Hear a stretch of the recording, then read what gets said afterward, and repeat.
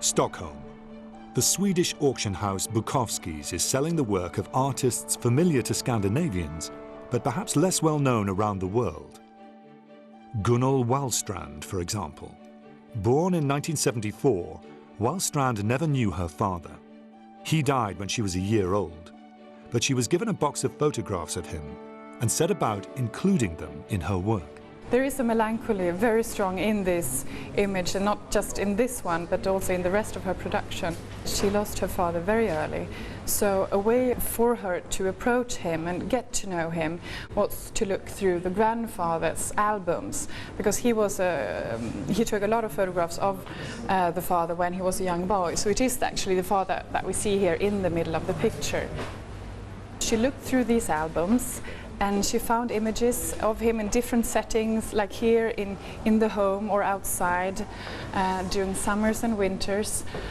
And then she brought these photographs into her studio and she started working with them.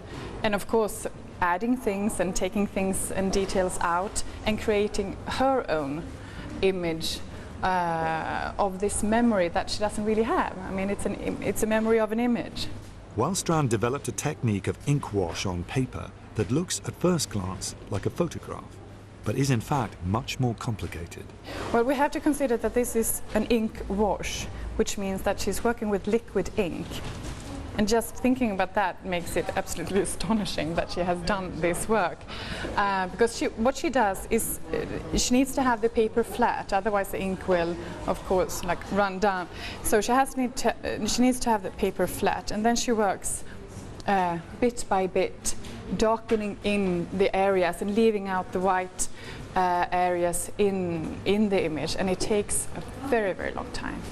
Bukowski's are estimating Gunnel Wåhlstrand's huge work at up to 3.5 million Swedish krona, about £350,000. And they've hung it in the main hall, facing the crowds who flocked to the preview of this contemporary sale. She graduated early in 2000s, and from then there's only been around 30-35 works in her production. So there are very, very few works, and one has to consider it that they are extremely sought after when they come up for sale at auction. There are other works on a large scale. A massive photograph by the German filmmaker Wenders showing the Rocky Mountains. Visitors to the sale can't understand how he found a piece of film big enough. He didn't. This is made up of many images sewn together. It may fetch 250,000 Swedish krona. Other photographs show President Barack Obama, Iggy Pop, Andy Warhol. Swedish artists include Peter Free, born in 1947, and Ola Billgren, who died in 2001. It's his tantalizing work entitled Maria that's been chosen for the cover of the catalogue. Bukowski's have estimated it at between 1 and 1.2 million krona. That's around £100,000. Never with Ola Billgren know the whole story. He never tells you the full story. He tells you perhaps a little chapter of a story, but he never gives you the full picture. And this is quite typical for the works from his 60s.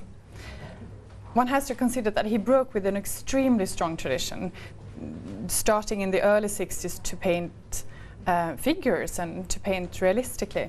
One has to consider the abstract expressionists being like the kings of the art world in the 50s and early 60s. And then we have this young Swede who starts to paint in this way. But for him, this was a way also to connect to history and to tradition, but to bring the painting forward into a new way of pictorial language. You see her reaching out and someone giving her a cigarette, and you of course wonder who that person is and where are they standing. There's always this strange angle. His realistic paintings from the 60s, like this one, they have always created a huge demand when they are up for sale, because there are not so many of them. Many of them are in museum collections, and of course those works will never be available for the public or for a private collection. So there aren't that many of them, at least not of this caliber as Maria here. from 1967.